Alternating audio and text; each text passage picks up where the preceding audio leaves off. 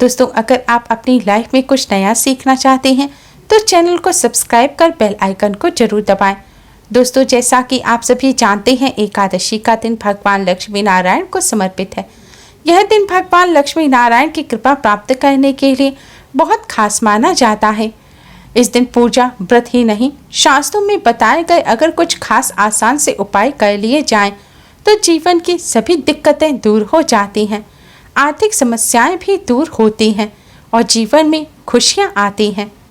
दोस्तों, अगर आप आर्थिक समस्या से घिरे हुए हैं, जितनी कमाई नहीं होती उससे ज़्यादा खर्चा निकल आता है, घर में पैसा टिकता नहीं है, धन की दिक्कत लगातार बनी हुई है, तो आप एकादशी के दिन एक नारियल ने आपको सूखा नारियल जो गोला कहा जाता है वह आपको लेना है, बिना जटा वाला। अब इसको आप ऊपर से काट लीजिए।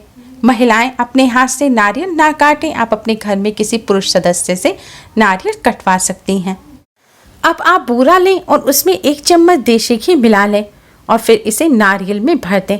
भरने के बाद इस नारियल का जो कटा हिस्सा है उसे ऊपर से ढककर नारियल को बंद कर दें।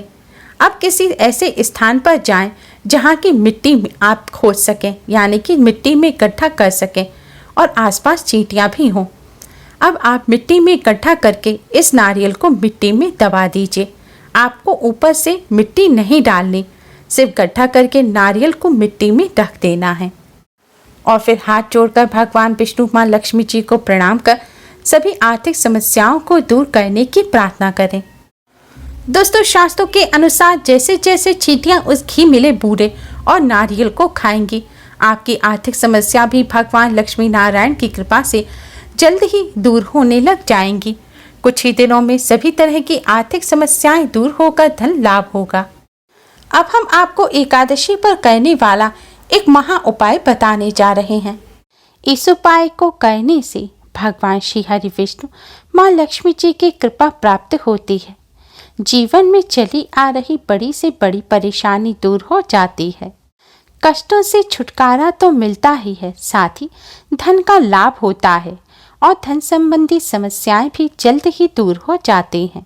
भगवान विष्णु अपने भक्तों के सभी कष्टों को दूर करते हैं। दोस्तों, उपाय सही प्रकार से करने के लिए इस वीडियो को एंड तक अवश्य ही देखें।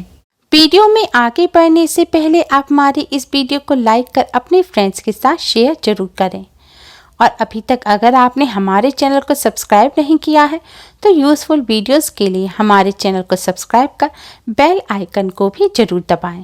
दोस्तों, एकादशी की रात का शास्त्रों में विशेष महत्व बताया गया है।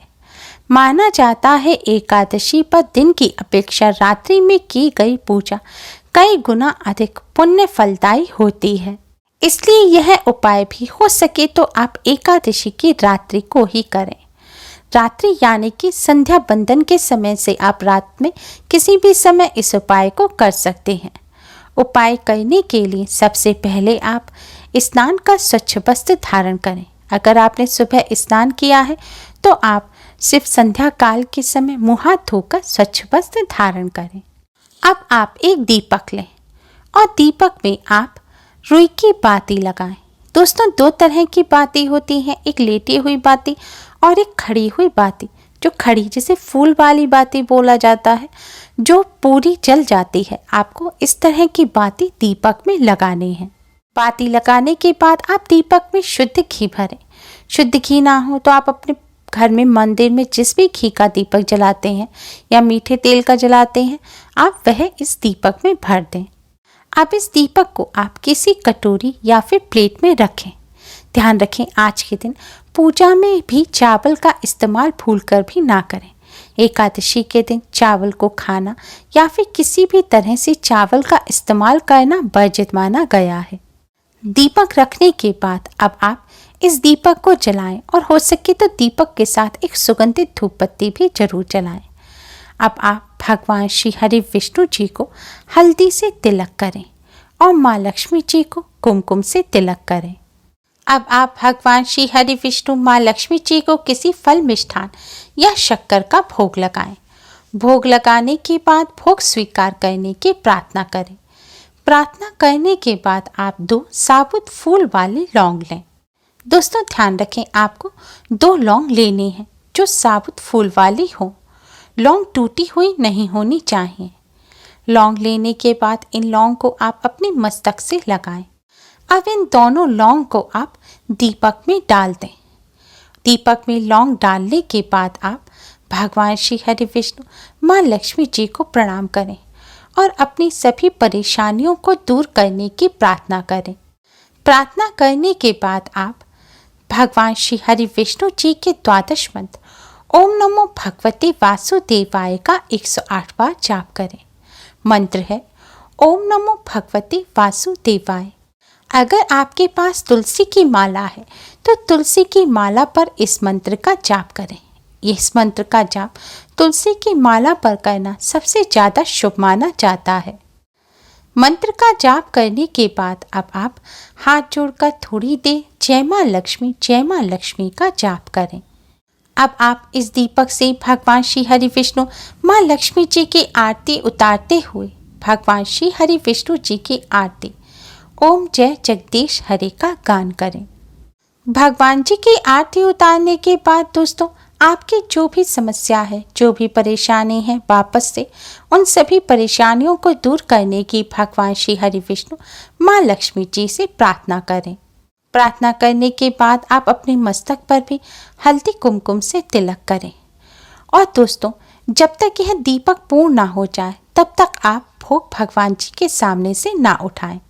दोस्तों जैसे घी खत्म होने के साथ दीपक की बाती जलती जाएगी, दीपक की बाती के साथ यह लौंग भी जलती जाएंगी और जैसे जैसे यह लौंग जलती जाएंगी आपके जीवन से भी परेशानियां खत्म होती चली जाएंगी। मान्यता है कि दीपक की बाती के साथ जैसे जैसे ये लौंग जलकर राख हो जाती हैं, वैसे ही जीवन में चली आ रही समस्या, परेशानी, संकट भी दूर हो जाते हैं। और बाती और लौंग जब साथ में जलते हैं तो घी और लौंग जलने की जो सुगंध होती है यह माँ लक्ष्मी जी को अपनी तरफ आकर्षित करती है। इस सुगंध से माँ लक्ष्मी जी प्रसन्न होती हैं और धन संबंधी समस्याएं दूर।